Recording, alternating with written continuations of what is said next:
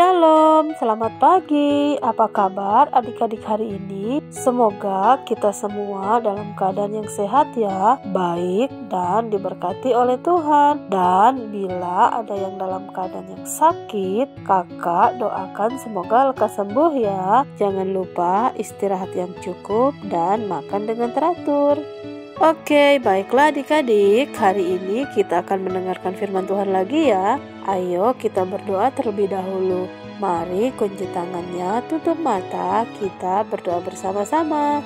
Tuhan Yesus, pagi hari ini kami boleh merasakan kasih setia Tuhan lagi di dalam kehidupan kami. Terima kasih Tuhan untuk penyertaan-Mu. Mengawali hari ini kami akan mendengarkan firman Tuhan. Karena firman Tuhan adalah kekuatan kami yang menjadi kesukaan kami. Di dalam nama Tuhan Yesus kami berdoa mengucap syukur. Haleluya. Amin.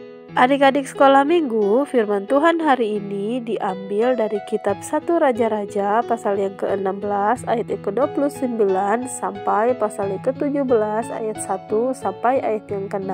Ahab menyembah Baal, Elia di tepi sungai Kerit. Adik-adik, apakah adik-adik tahu siapa itu Ahab dan siapa itu Elia? Baiklah, mari kita perhatikan bersama. Ahab adalah seorang raja di Israel. Ia bukan orang yang takut akan Tuhan karena ia selalu melakukan hal-hal yang sangat menyakiti hati Tuhan. Ahab memiliki istri bernama Isabel. Dari istrinya inilah ia mulai menyembah Allah sembahan istrinya bernama Baal. Ahab memerintah di Israel sebagai raja selama kurang lebih 22 tahun. Dan hati Tuhan sangat sakit karena setiap perbuatan Ahab. Selama ia memerintah di Israel, ia selalu melakukan apa yang jahat di mata Tuhan. Dan ia selalu menyakiti hati Tuhan dengan menyembah para Baal. Sedangkan Elia adalah seorang nabi Allah yang dipakai oleh Allah untuk memberitakan firman-Nya kepada bangsa Israel termasuk kepada Raja Ahab. Jadi pada zaman raja-raja orang Israel memerintah, ada banyak hal yang mereka lakukan yang melanggar perintah Tuhan. Salah satunya tentang penyembahan berhala, di mana mereka membuat patung untuk mereka sembah, pohon, gunung, dan batu yang mereka pakai untuk dijadikan Tuhan. Mereka semua melupakan apa yang telah diajarkan kepada mereka oleh nenek moyang mereka. Hal ini terus berlangsung bertahun-tahun dari raja yang ini kemudian kepada raja yang lain.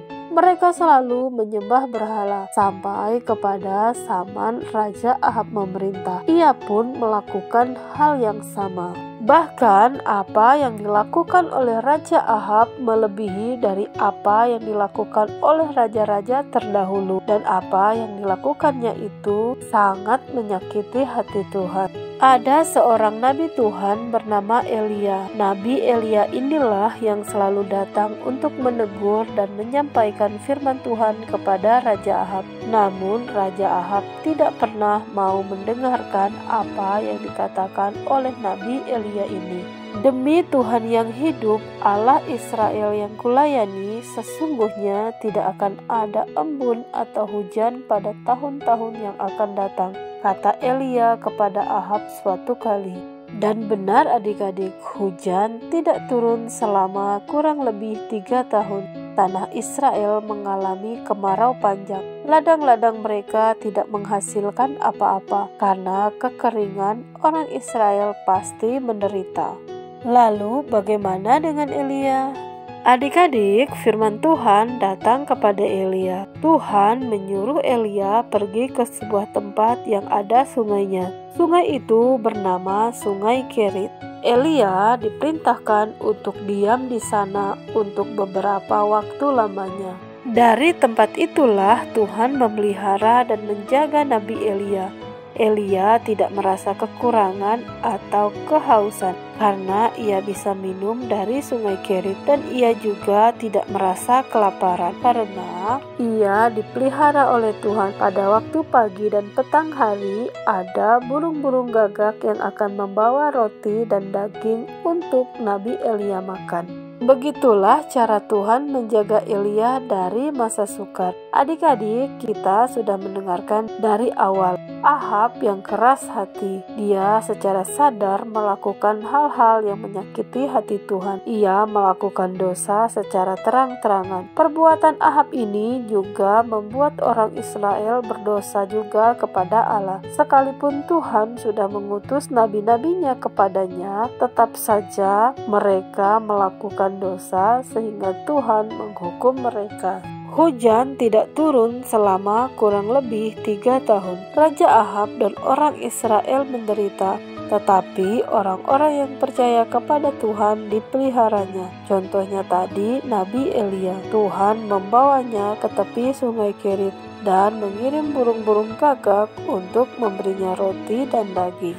Adik-adik, jika kita hidup benar di hadapan Tuhan, janji pemeliharaan Tuhan ini juga menjadi bagian kita adik-adik. Apakah adik-adik merasakan pemeliharaan Tuhan? Ayo coba adik-adik sebutkan apa saja yang adik-adik dapat syukuri atas pemeliharaannya di dalam kehidupan adik-adik.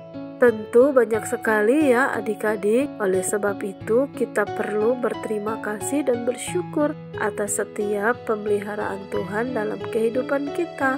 Dan mari kita selalu percaya akan setiap janji-janji Tuhan kepada kita adik-adik. Amin firman Tuhan. Mari kita bersatu di dalam doa. Tuhan Yesus, terima kasih untuk firman-Mu. Terima kasih untuk pemeliharaanmu atas hidup kami. Beri kami hati yang selalu percaya kepada setiap janji-janji Tuhan, bahwa Engkau selalu ada bersama dengan kami. Di dalam nama Tuhan Yesus, haleluya, amin.